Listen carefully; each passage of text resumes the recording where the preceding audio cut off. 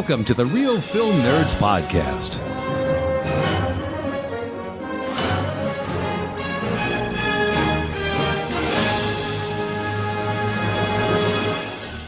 Howdy, buckaroos, and welcome back to another exciting, incredible episode of the Real Film Nerds Podcast.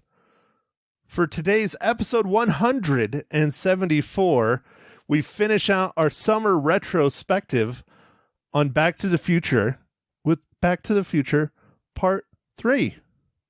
I thought it was going to be Part Trace. Oh, Part Trace. Damn it, I screwed it up. That's right, Part Trace. And as you all know, my name is Matt. I am not mysterious, nor am I awesome. But there, chiming in, is Mysterious Mike Talent, who's also awesome and mysterious and talented. All in one. Yeah, howdy, y'all. All right, Mike, let's just dive right in to what year is this? 1990. 1990's Back to the Future Part 3. Go ahead, dude. Mr. Clint Eastwood Talent, give us the rundown. All right. All right, man. So this is directed by Robert Zemeckis again, written by Robert Zemeckis and Bob Gale, starring Michael J. Fox, Christopher Lloyd, Mary Steenburgen, Thomas F. Wilson, Leah Thompson, Elizabeth Shue. And this one, stranded in 1955, Marty McFly learns about the death of Doc Brown in 1885 and must travel back in time to save him. With no fuel readily available for the DeLorean, the two must figure out how to escape the Old West before Emmett is murdered. How do you like Back to the Future 3 part? Back to the Future Part 3. Like, Part 3 is the title, not just 3, Part 3. Whew. All right. This one's a lot of fun because it's kind of a lot different than the other two. It's still going back in time, but it's going back in time to like a Western, and it's fun to see that kind of genre in the Back to the Future kind of feel. I don't know. It was fun to see that the different take of the juxtaposition between like the first one's like 1950s, the second one's like 2015, and then now 1885. Wow, that was a big word, Mike. Juxtaposition. Wow. Yeah. Every once in a while, man. That's it. That's the last big word for the whole pod. For the whole pod or the rest of the year? Yeah, maybe the rest of the year. We're like halfway through the year, right? Yeah. It's taken forever, but yeah. Well, I mean, the world is kind of burning. Yeah, well, and what's the latest? We're getting some asteroids coming at us. So maybe it truly is the end of everything, and I've wasted my life. And I should be out flying an airplane, enjoying, having fun. Maybe. Are you going to call in tomorrow and be like, yeah, I've got some anal glaucoma going on. I can't see my ass coming in to work today. What? Anal glaucoma? Wow. No, I can't. I actually I have some houses to shoot tomorrow, and the clients are expecting me to be there. So I better damn well will better be there, or else I'm going to be in trouble. So, nope, I'm going to have to. I'm sorry, Mike. No glaucoma for my ass tomorrow. Do you like that though? Like that was good. I can't see my ass going in. Anal glaucoma. Yeah, come on, man. It was pretty good. It was pretty good. I'm going to use that in the future. I'm going to use that definitely. So, thank God none of my friends or family listen to this podcast, so they won't know when I use it. They'll believe it's like a real thing. Maybe, I don't know. We'll see. I don't know, Matt. Maybe these days you could call in for a mental health day. Well, dude, then I would have had a mental health life. I wouldn't have had to do anything since I was born. I mean, because you know how my family is. Well, I don't know about that, Matt, but just saying. Okay, so Back to the Future Part 3. Yes, Matt, tell us about it. What is there not to love? I am really having a hard time talking today. This is terrible. What is there not to love? It's cowboys and Indians and horses and DeLoreans. And trains. Yes. Yep. And hoverboards. Yep. And trains, man. Yeah. And Jules Verne. And gunfights and hangings. Oh, that's a never mind. That's a touchy subject. Yeah, Mike. What's wrong with you? You're gonna get us in trouble. I didn't mean to. Better apologize. I'm not gonna say nothing else. So, out of the three, this is my second favorite. I like this one a lot because it's original, because the story's better, because the story's unique, and it takes place in the Old West. I mean, how is that not fun? And the train is freaking awesome. You know, not to jump straight to the end, but when Doc Brown shows up with the tricked out train that looks like the DeLorean, and it, you know, I'll get into that later on what I think where he was going. But I always thought that was just so cool. And then Flea again. I mean, come on. Needles. Yeah, of course. No, I enjoyed the kind of tie-in with Clint Eastwood. I thought that was a lot of fun. Well, and that goes back to Back to the Future Part 2. Yeah. The scene where Biff is in the bathtub with the honeys and he's watching the Western. Yeah. And, you know, like I said on last week's pod, both Part 2 and Part 3 were filmed at the same time. They had 11 months of filming, and it took 2 years to set up all the stages and sets. Where did they film Part 3? Because it's gorgeous. It's very pretty. I'm not sure, actually. I didn't look at that. I know some of it was Monument Valley, like, you know, yeah, of course. The drive-in? Yeah. They apparently just built that only for the movie. It's completely fake, never played a movie on it, and then destroyed it as soon as it was done filming. Oh, yeah, dude, that was reservation land, man. They had to. I'm surprised they let them build it in the first place, but no, because the scene, the downtown Hill Valley scenes where the courthouse is and the bars and all that stuff does not look anything like Hill Valley because there's actual, like, hills and mountains and stuff in the background. Yeah, as far as filming locations, according to the unofficial Real Film Nerds sponsor, IMDb, is Monument Valley, Utah, Monument Valley, Arizona, and Sierra Railroad, Jamestown, California. Okay, well, there you go. So, Jamestown, California. Yeah. Never been there. I don't know. Yeah, I don't know. Been to Monument Valley, though. Yeah, it's very pretty. All right, Mike, so what are your thoughts? It was fun. I liked seeing, you know, a lot of the movies have focused on Marty's relationships and stuff, and it was good to see, like, Doc kind of having a relationship and how it kind of came about. It was just goofy and fun, and I don't know, like the two nerds kind of fall in love. Really, I like watching it. It was fun. Well, but one question I have is: so they save Claire Clayton from falling into Clayton Ravine, and so he drastically changed history. He did. So where's the repercussions from that? Because when Marty McFly went back, it was fine. Society was back to normal. Or was as far as we know. Yeah, as far as we know. Yeah.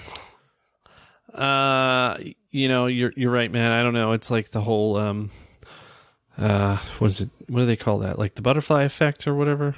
What is it called when like, you know, one little thing changes and the ripple and time. It's the butterfly effect, like the movie with Ashton Kutcher. Yeah. Oh man, I haven't heard that name in a while.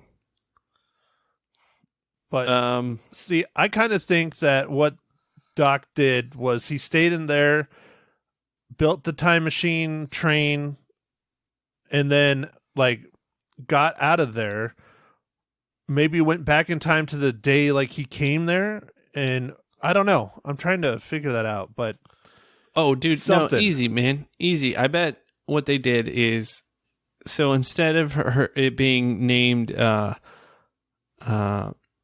her from her dying, they went back in time or forward in time to whenever the moment is that they decided to name that particular area, and made sure that she gave a large cash donation to whoever was in charge of naming it, and then all of a sudden it's hers. Well, but if you look, they named the ravine after Clint Eastwood because Marty McFly fell in there. I don't know if you caught that or not. When he's I don't know back if I in the caught future that. and he comes across the tracks, it says Clint Eastwood Ravine. Oh, yeah. Okay, you're right. So it was named after Marty McFly, falling in there supposedly and dying. Yeah, But- all right. So one of my theories is how the train turns around, takes off, and like rockets out of there. I think instead of going back to the future, because Doc drops some hints at the end where he's like, "Are you going to go to the future? Are you going to go to the past?" He's like, "No, I've been there. I've done that." And he doesn't say where he's going, but I think Did he he's say going the to space. Rome? Oh, I thought he said he was going to go check the Colosseum out or something. Was that? No. No, He no, didn't say that. No. No, I think he was going to space. I think he was going to check out the moon or something, because that was one thing they talked about a lot in this. Doc Brown and Miss Clara Clayton was Orson Welles in space and traveling to the moon, and not Orson Welles, Jules Verne. Sorry. Oh man. Okay. And they were looking stargazing and stuff, and she had the telescope and all that stuff. So yeah. Right. So that's what my theory is. I think they went to space. Now, does Doc Brown come back from space and just live out his days back in good old 1985? That's to be determined in part 4 after Robert Zemeckis dies.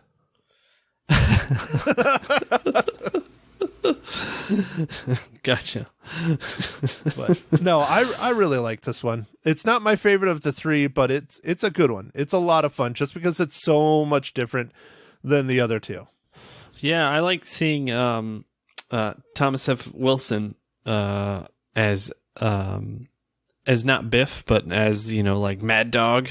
Mad Dog Tannen. Yeah. Yeah, that was a cool different character, but I know still kind of the same bad guy, but I like seeing him in kind of a different way, because it's like you can only get so much of Biff. Like, he's just kind of very one-dimensional. I thought Mad Dog Tannen was actually a better character, like just had a little bit more to him, a little bit more depth. He's a much better villain, that's for sure. Definitely. But no Billy Zane. No Billy Zane. Damn it. I needed my Billy Zane fix. I was very upset at that. He still has his minions, but they're not the minions from the first 2. Yeah, I wonder why. I don't know. I wonder if everybody wanted more money, and they're like, yeah, that's not going to happen. Yeah, Later. maybe. Maybe they're becoming famous. I don't know. Yeah. Let's see. Matt, what is your favorite part in this movie? Oh, dude, Favorite scene? That's a hard one, but because I really like the end scene with the train and trying to get up to 88 miles an hour, and even though as goofy and as cheesy as it is, and the train car popping a wheelie in front of the train and all that stuff, that's a lot of fun. But I'd have to say probably when Doc Brown is sitting there talking all night and holding a drink, and then he finally takes the drink right before Marty walks in there and then passes out, and he's like, "How many did he have?" He's like, "That's the first one." I thought that whole thing is just hilarious. The wake up juice, and he pours it down his gullet, and he wakes up and he's screaming and he runs off and dunks his head in the trough, and he's out again, and that just whole thing was just so much fun. Yeah, that is a really great scene. I think if I was gonna say a favorite scene in this movie, those are great scenes. I really liked the dancing scene. Where they're at the dance or whatever. The big like clock unveiling fire up thing. Yeah, right. Because that was kind of fun. And then I love the standoff, where Michael J. Fox is just not going to do anything, and then he gets shot. Because that just reminded me of the classic, pretty much every Western. So oh yeah, definitely the high noon, and they even have a joke about that, about being Marty McFly's at noon. He's like, no, I do my killing before breakfast. 7 o'clock. It was pretty funny. That was good. Yeah, but it's unique because he pops off Marty and he starts throwing his hands up like he's the victor, and no one's applauding, no one's saying anything. Everybody's kind of just in shock. And he thinks he did this wonderful, awesome, badass thing. Look how badass of a gunslinger I am. And then Marty gets up. It was good. It was real good. Yeah, I liked seeing it in that different that was a different way to go about it. They could have had, Marty McFly / Clint Eastwood, pull his gun and beat him. But I liked that approach. I thought that was more Back to the Future-like. It was also more kid-friendly, too. But oh yeah, that's true. Yeah, this is a fun movie though. I mean, it's fun.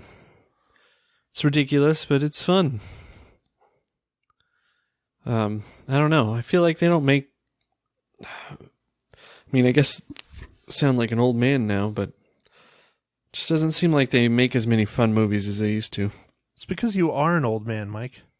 I'm trying to think of the last really fun movie that I watched. Just trying to think.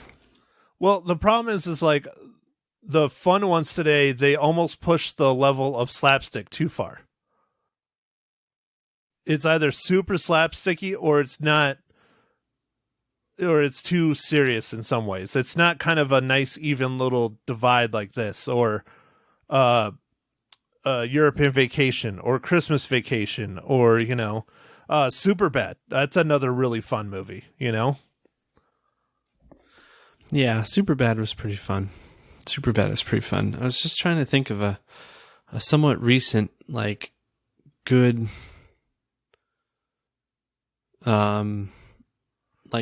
action-y but comedy movie.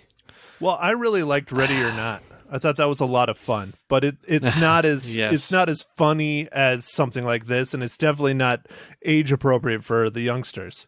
That's for sure. But yeah, Ready or Not was great. Actually, it was really good, surprisingly good. Yeah, it was just fun. It really was. But it's not like this. It's not It was a horror comedy, much like Shaun of the Dead, but not even it's still above Shaun of the Dead. I mean, it's pretty hardcore on the horror, Yeah. It's hardcore in the horror. Yeah. I was trying to think of a movie The Rock's been cranking out movies. I guess Jumanji. Yeah, Jumanji. Yeah. I'll go with Jumanji. The first one. Yeah, the first. Second one. Okay, the second one, but the recent Rock one. Man, I said that completely wrong. Yes, you did. So there's 3 Jumanjis. Yeah, but Jumanji: Welcome to the Jungle. That's it. The first one, not the sequel or the upcoming trilogy we all know is coming. So the first one was fantastic. It was really good. That second one was kind of a letdown. Yeah, and it was fun. I don't know. It was just a lot of fun. The second one was kind of a letdown. But the characters, everything in the first one was really good. Or Jumanji: Welcome to the Jungle. I'm trying to think of if there's been any other surprise movies that were just a lot of fun. I'll keep thinking, Matt, but I can't think of anything real quick off the top of my head. Don't hurt yourself, Mike. Yeah. Okay. Well, Mike, while you're thinking, Isn't there a little something you need to ask me? Oh, yes, Matt. Are you going to grace us with what you are drinking this fine day?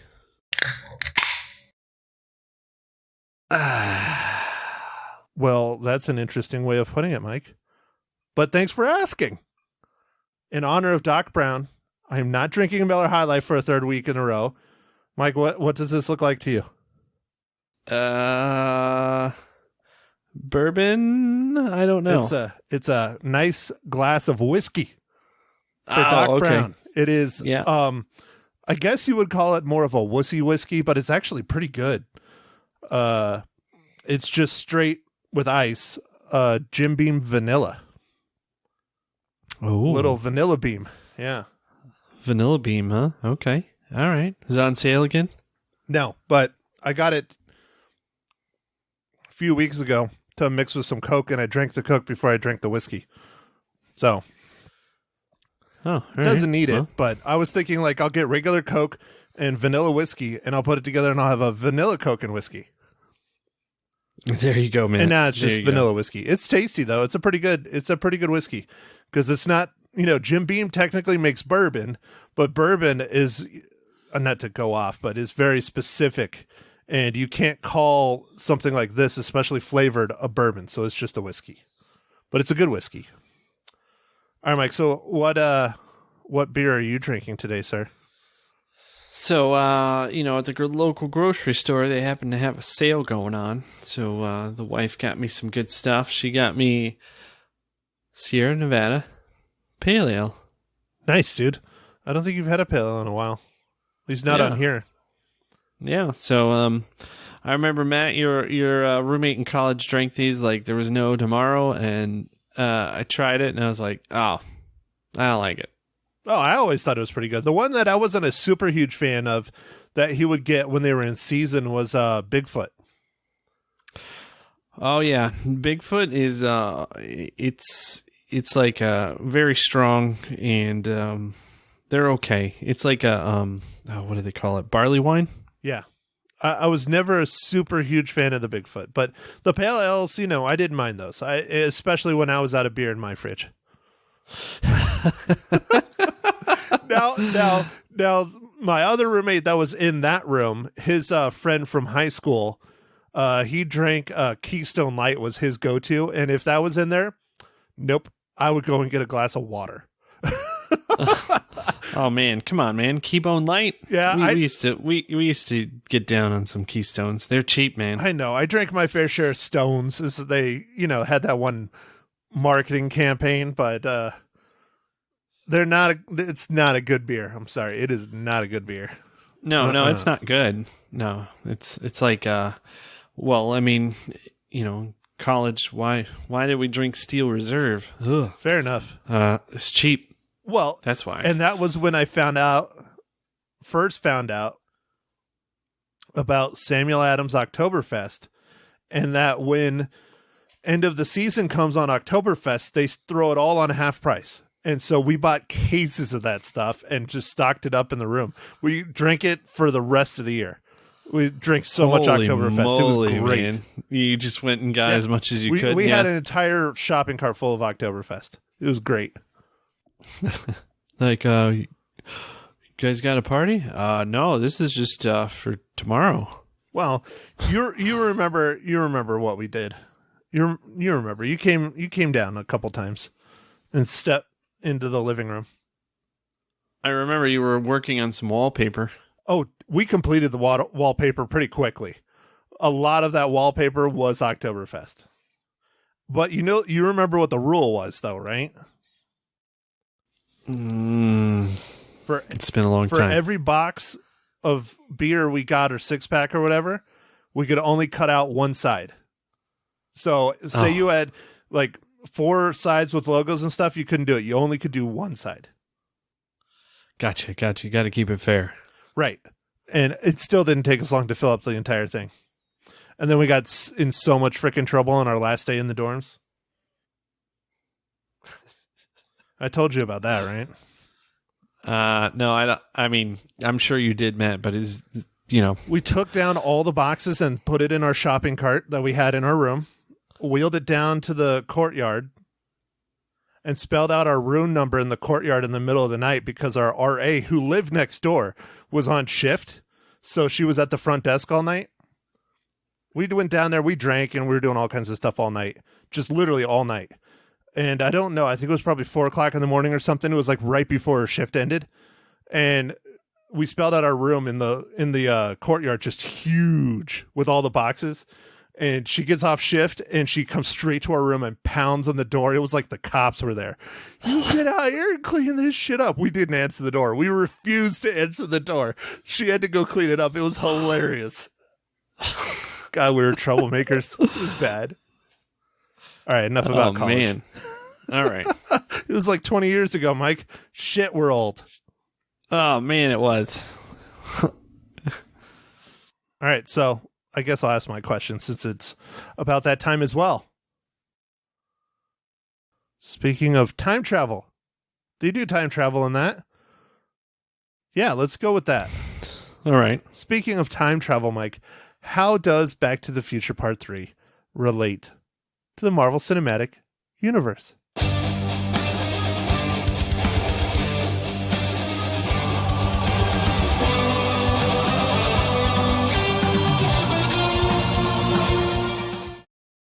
Well, Matt, thanks for asking.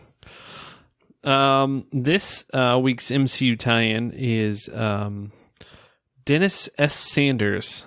He did the re-recording on this one, and he works on musical score mixing now did work on Avengers Endgame, Avengers Infinity War, and Captain America First Avenger. He did all the musical score mixing for those movies. Well, I'm proud of you, Mike. 3 different movies of the same trilogy, same director, same music, and you found 3 different people to tie it to the Marvel Cinematic Universe. Yes. I mean, it's a little bit more recent movie, so I figured, if you're starting your career doing something, you probably just progressed in your career and, closer to aging out, but if you really love it, you just work in it forever, and so yeah, thanks. Anything else you want to add about Back to the Future Part Trace? Yeah, sure. Trivia. Did you look up trivia? I did a little bit. Nice. So Matt, did you know that Michael J. Fox was really hung when they were shooting this movie? No, that's pretty messed up. Yeah, and that's terrible. Yeah, he was accidentally hung and passed out or whatever, and anyway, he was okay. Michael J. Fox actually referred to these movies as going back to school because he had to learn how to play a guitar, he had to learn how to ride a horse, he had to just learn all this stuff because he didn't know how to do any of this stuff, and to make it look more real, he had to know how to do it. So there's that. There's quite a few things that are really neat about all these movies. The 2, like I was saying earlier, Matt, the 2 years to build the sets and then 11 months of shooting. And what they did is the first movie was shot and then they started editing in that one, and then they started shooting the third movie. So it was like going on, like they had post-production going on of the second movie while they were shooting the third movie. Do you think Robert Zemeckis just didn't sleep? Or do you think he just kind of was like, hey, Steven, you want to, go do a little editing for me? Yeah, I don't know, man. Or do you think he just didn't sleep? Like they had the post-production, set up, near the set of Back to the Future Part 3 or something, or? That's what I'm thinking. I'm thinking they'd shoot all the stuff they were going to shoot that day, and then he'd go drive by and be like, hey, how's it going? You got Can you give me like the rundown of what happened today? Yeah, like what'd you cobble together today? Fired up, let me take a look kind of thing. Yeah. Yeah, or what are you working on? Like, oh yeah, that's good, or that's crap. They were trying to get Ronald Reagan in this to play the part of Mayor Hubert because of his fondness of the first film, but he reluctantly turned it down. Oh, dude, that would have been great. If he did show up in the movie, it would have been the first time he had been in a film in 30 years. Wow. Because, yeah, they had a Ronald Reagan digital guy in the Cafe 80s, if you remember that. Yeah, he loved the first movie. I don't blame him. I mean, it was incredible. I love the whole trilogy. You know, you have to. It's cinema gold, man. Yeah, in this movie, the catchphrases are flip-flop. So, you know, Marty says, "Great Scott," and Doc Brown says, "Yeah, this is heavy." I didn't catch that at all. Nice, man. Nice. That's interesting. Yeah, I think those are some of the highlights. You know, when they get their picture taken at the clock, the time is 8:08. This is possibly a reference to 88 miles per hour. Oh, definitely. There's all kinds of little things. A lot of the, like, because, you know, it's a play in time and it's all the same area. It's like there's a horse dealership in 1885 is owned by the Sattlers. And then, you know, in Back to the Future in 1985, there's an ad on the radio for Sattler Toyota. Like, you know, just all the family history kind of stuff. Oh, yeah. Well, especially like the manure. It's like the same manure guy. Yeah, it's the same family. It's right. like A. Jones or J. Jones. Yeah. I think it's probably like D. Jones or something in another one too. But yeah, it's the same. Yeah. And then, you know, like in the second one, Mayor Goldie Wilson. And then there's like Mayor Goldie Wilson the third or whatever. Yeah. All that stuff. It's fun, though. It makes the movie fun.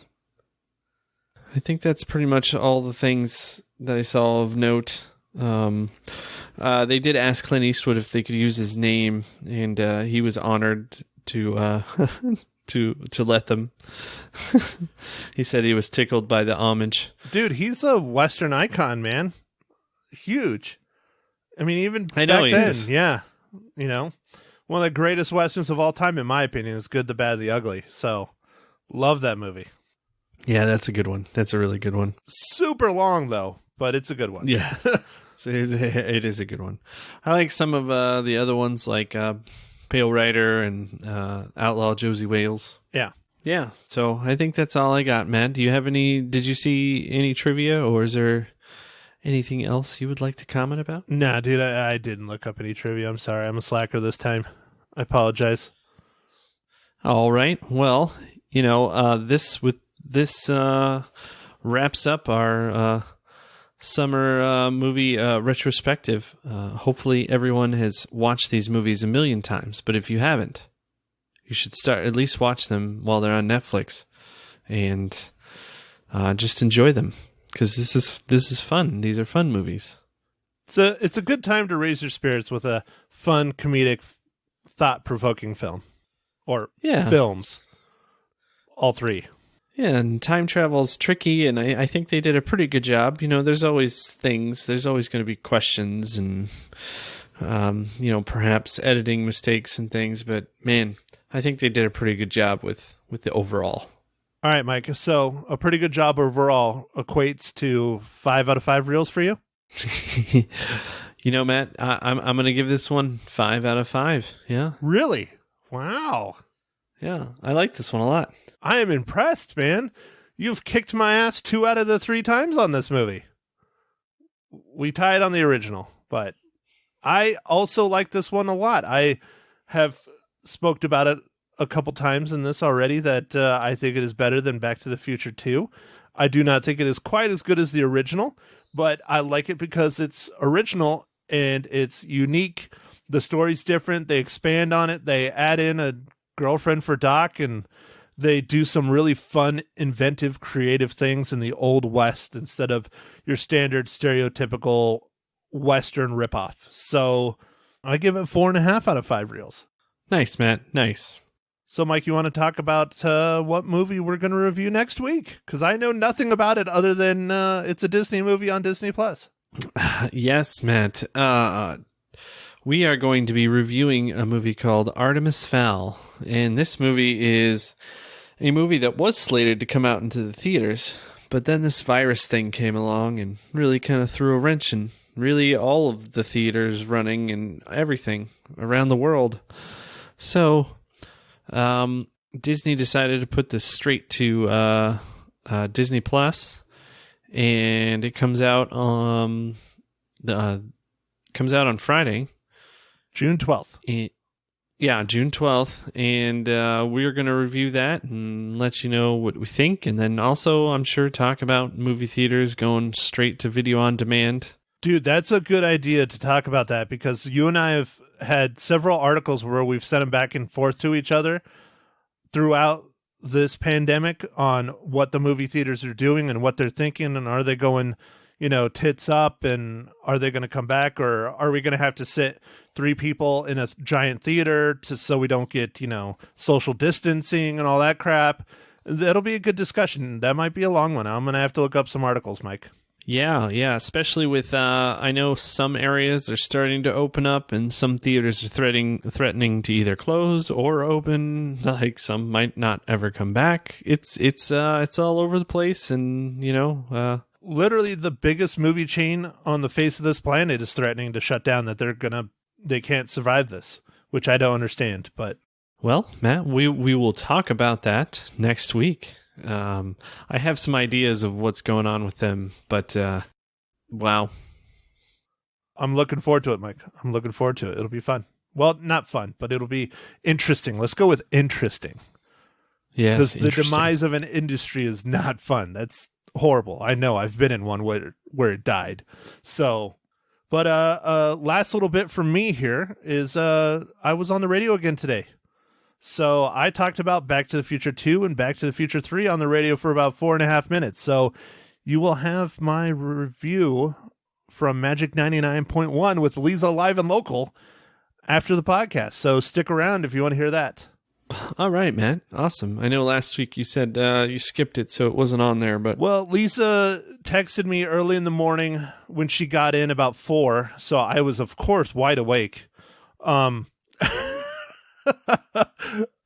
She texted me, and when I got up to do the interview, I saw the text, and it said, "Hey, I don't think you coming on and us having a good time and chatting and joking around is a smart idea right now," because it was literally right after the protests really started kicking into high gear.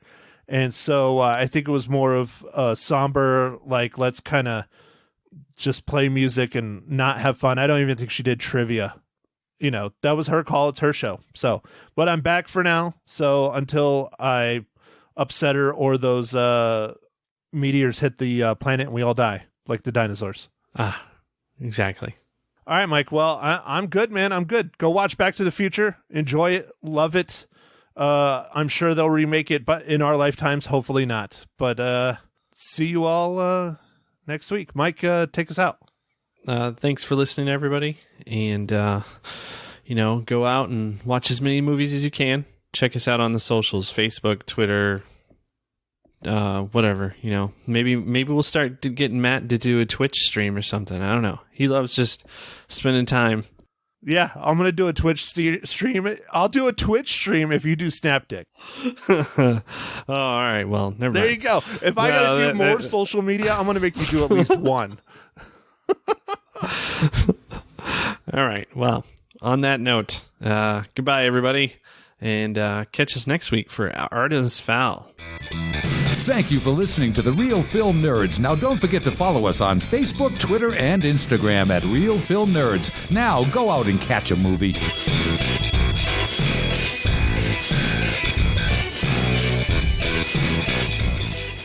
Good morning, Magic 99.1. Who's this? You know who this is. Come on. You're harassing me on the radio already? I was hoping I was going to get to talk to you this morning. It's Matt Hinshaw from the Real Film Nerds podcast. How you doing, Matt? Living the dream. How are you doing, Lisa? Yeah, right there with you. Living the dream. I have to tell you, I watched something really fun last night. What? You watched a movie? Live. Well, no. It was Celebrity Family Feud. Celebrity Family Feud. I didn't know that was still on TV. I thought you'd be impressed with that one. What did you watch, Matt? Yeah. Tell me. Well, my co-host and I are finishing up our summer retrospective on Back to the Future. So last week I watched Back to the Future 2, and this week I watched Back to the Future 3. Wow. And was it as good as you remembered? My opinion, the original that I reviewed, 3 weeks ago now? Right. It's still the champion of them. But I liked Back to the Future 2 a lot. It's one of the ones I grew up and saw in the theaters as I was a kid. I was really fascinated with the flying cars and the technology. And now, technically, Back to the Future takes place in the past because the future in Episode 2 or Part 2 is 2015. And that was 5 years ago. Yeah. And we still don't have our flying cars. No. So I'm a little upset. I know. Although they did predict the Cubs winning the World Series. So, and that did happen. Yeah. Yeah, that was pretty cool. Very nice. But I think out of the two, I prefer Back to the Future 3 because I just like the story a little bit better. It doesn't rely so heavily on the original story and clips from the original. It's a completely different story. It's unique. It's fun. It's a Western with a DeLorean. I mean, come on. You got to love that. I definitely love it. Hey, tell me, did they end Back to the Future 3 with a chance that there'll be a Back to the Future 4? No. They ended it with to be concluded. And that's actually one of the things we discussed in last week's pod is, we're in the world of constant remakes right now. Yes. And I was asking my co-host if Back to the Future is going to get remade. And I don't know if he knows for a fact, but he's pretty sure that it is not going to get remade until Robert Zemeckis passes on, because I believe he owns the intellectual property rights to it. And so no one can remake it until he'll allow it. And he does not want it to be remade, and he does not want to do a sequel. Well, and, some things don't need to be remade, don't you think? Oh, yeah, I agree wholeheartedly. Yeah. There's several films that have been remade that I do not agree they were remade because the remakes were just awful. Right. So, like a nice piece of art, you're not going to go and repaint the same thing or photograph the same thing. Just leave it alone. Exactly. I agree with you. How many reels are you going to give Back to the Future 2 and Back to the Future 3? Back to the Future 2 is probably the least liked for me out of the three. Right. I give it 4 out of 5. 4 out of 5. Okay. It's still fun and great movie. Right. And then Back to the Future 3, I give 4.5. 4.5. I really liked it. And you gave Back to the Future 1 5 reels. 5 out of 5. Yep. And I know you remember it because you were shocked. I was shocked. I've never heard you say that before. Very nice. What are you going to review next week, Matt? Well, next week, I'll end it real quick. I know I got to go. No We're worries. going to review a film that was supposed to come out in the theaters. It's the first film direct to streaming for Disney Plus. It's called Artemis Fowl. Oh. So that's next week. All right. We'll look forward to that next week. You guys catch Matt's podcast. It's called The Real Film Nerds. Maddie, thanks for calling in. Thanks, Lisa. You bet. Bye-bye.